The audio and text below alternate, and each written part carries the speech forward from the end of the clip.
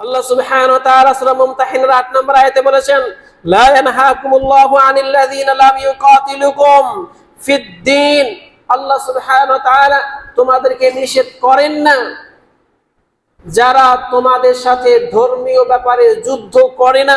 ওয়ালাম ইখরিজুকুম মিন দিয়ারিকুম, তোমাদের ঘর থেকে যারা বের করে দেয়নি। আন তাবাররুহুম, তাদের প্রতি দয়া দেখাতে, ওয়াতুকসিতু ইলাইহিম, এবং তাদের সাথে ন্যায় বিচার করতে, ন্যায় পরায়ণ হতে নিষেধ করেন না। এমন এমন অমুসলিম আমাদের পাশে থাকে যারা ধর্মীয় বিষয় নিয়ে আমাদের সাথে যুদ্ধ করেনি। ভালো করে বুঝেন, এমন এমন অমুসলিম, সে হিন্দু হোক, বৌদ্ধ হোক, খ্রিস্টান হোক, যে ধর্মেরই হোক না কেন, আমাদের পার্শ্ববর্তীতে যদি থাকে, তারা যদি ধর্মীয় বিষয় নিয়ে আমাদের সাথে বিরোধে না জড়ায়, আমাদের সাথে শত্রুতা না করে, আমাদেরকে আমাদের ঘর থেকে বের করে না দেয়, আমাদের প্রতি জুলুম না করে, তবে আল্লাহ সুবহানাহু ওয়া তাআলা বলেন এদের প্রতি দয়া দেখাতে, এদের প্রতি ন্যায় বিচার করতে আল্লাহ সুবহানাহু ওয়া তাআলা নিষেধ করেন না। ভালো করে বুঝছেন তো ব্যাপারটা? তাদের সাথে আমাদের সম্পর্ক কি হবে?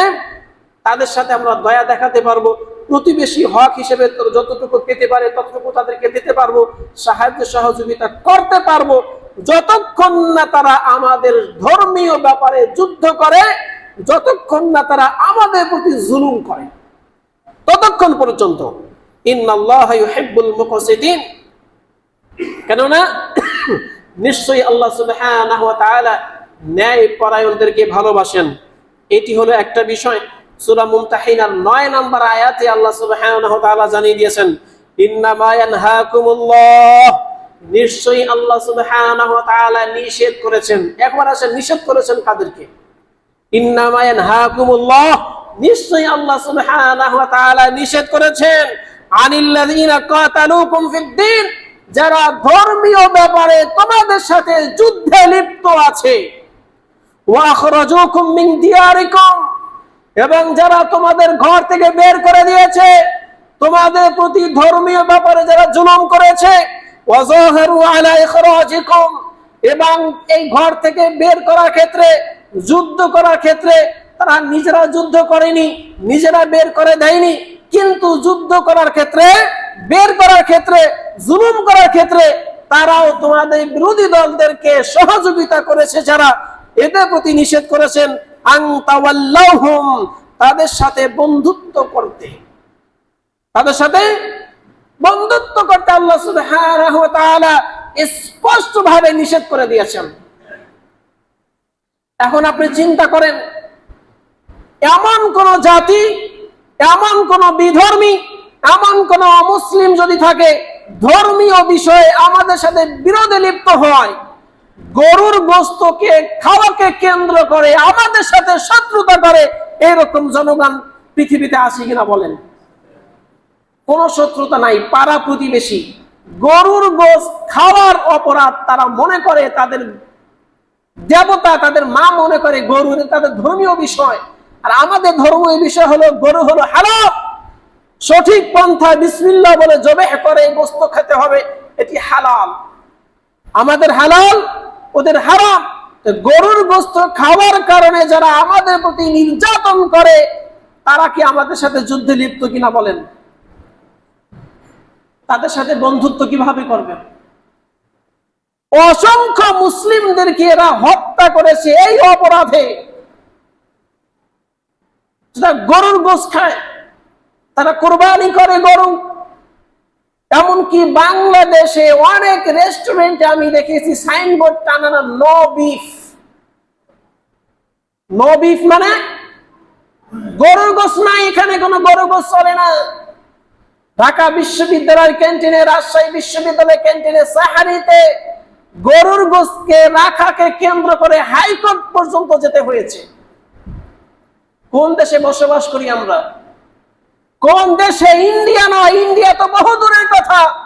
সেখানে মুসলমানরা গরু কুরবানি করতে পারে না, গরুর গোশত খেতে পারে না। সেখানে পিটিয়ে পিটিয়ে হত্যা করা হয় নির্মম ভাবে।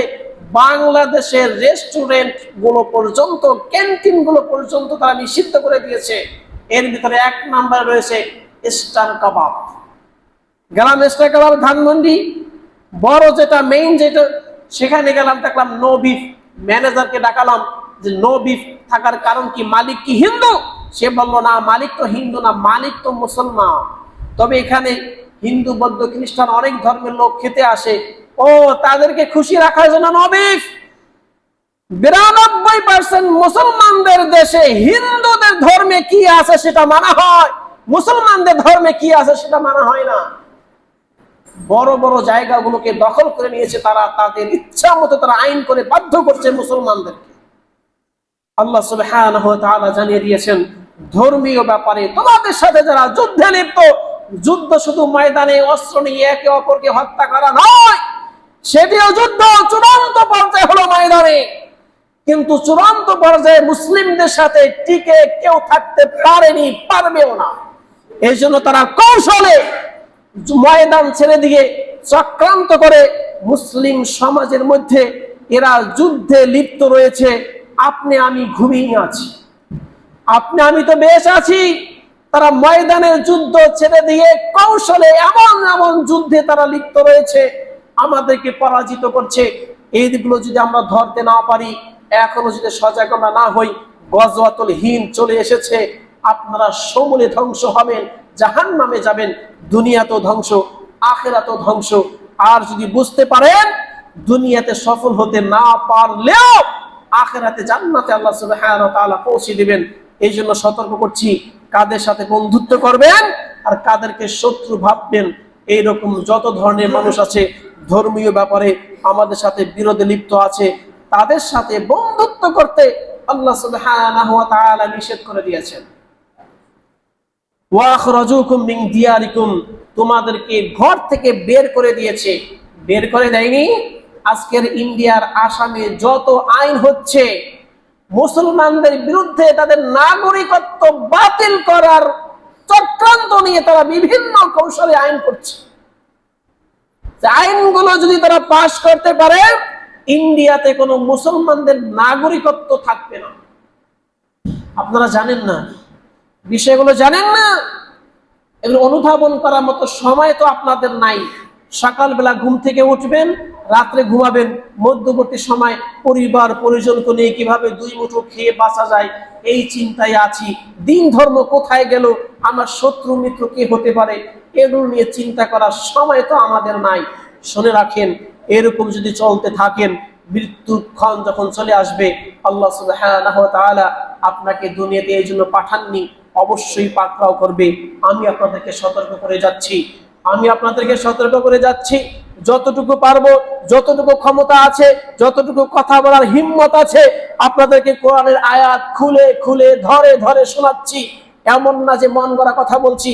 আল্লাহ সুবহানাহু ওয়া তাআলা জানিয়ে দিচ্ছেন, আমাদেরকে রোহিঙ্গা মুসলিম আরাকানের বাসিন্দা শতাব্দীর পর শতাব্দী সেখানে বসবাস করছে। তারা এক সময় বৌদ্ধ ছিল, ইসলামের দাওয়াত পেয়ে ইসলামের ছায়াতলে ফিরে এসেছে। এই অপরাধে লক্ষ লক্ষ মুসলিমদেরকে এই বৌদ্ধরা বার্মা থেকে তাড়িয়ে দিয়েছে, হত্যা করেছে, বাড়িঘর জ্বালিয়ে দিয়েছে। তাদেরকে আজকে আপনি বন্ধু রাষ্ট্র বানাচ্ছেন না, তাদেরকে বন্ধু বলছেন। আল্লাহ সুবহানাহু ওয়া তাআলা ঘোষণা দিয়েছেন নিষেধ, তাদের সাথে কোনো বন্ধুত্ব নয়। তারা যেরকম আমাদের সাথে শত্রুতা করছে, আমাদের শত্রুতা, অথচ তারা হেলিকপ্টার নিয়ে আমাদের বর্ডার পর্যন্ত চলে এসেছে, তারা গোলা নিক্ষেপ করছে, আমাদের বাংলাদেশে ঢুকে অনেক মানুষকে পর্যন্ত হত্যা করেছে। এরপরেও বন্ধুত্বের বাহানা ধরে তাদের সাথে তাগুত কাকে বলে, এর থেকে বোকাটে, এর থেকে মুনাফিকের কারা হতে পারে? তারা আমাদেরকে হত্যা করছে আর আমরা তাদের বন্ধুত্বের কথা শুনে শুনে তাদের সাথে বন্ধুত্ব করার চেষ্টা করছি। আল্লাহ সুবহানাহু ওয়া তাআলা জানিয়ে দিয়েছেন, তাদের সাথে বন্ধুত্ব করা যাবে না, তাদের সাথে বন্ধুত্ব করা যাবে না। শুধুমাত্র এরাই নয়, আমার পাশের অমুসলিম ব্যক্তিও যদি তাদের এই চক্রান্তের সাথে লিপ্ত থাকে, তাদেরকে যদি সহযোগিতাও করে, এই পাশের লোকটার সাথে বন্ধুত্ব করা, সে সরাসরি আমার বিরোধিতা করছে না, সে সরাসরি আমাদের সাথে যুদ্ধ লিপ্ত না, কিন্তু গোপনে গোপনে পরিকল্পনা করছে বিভিন্ন লাইনে তাদেরকে সহযোগিতা করছে, তথ্য দিয়ে সহযোগিতা করছে। এইরকম যদি প্রমাণিত হয় তাদের সাথে বন্ধুত্ব করা যাবে না।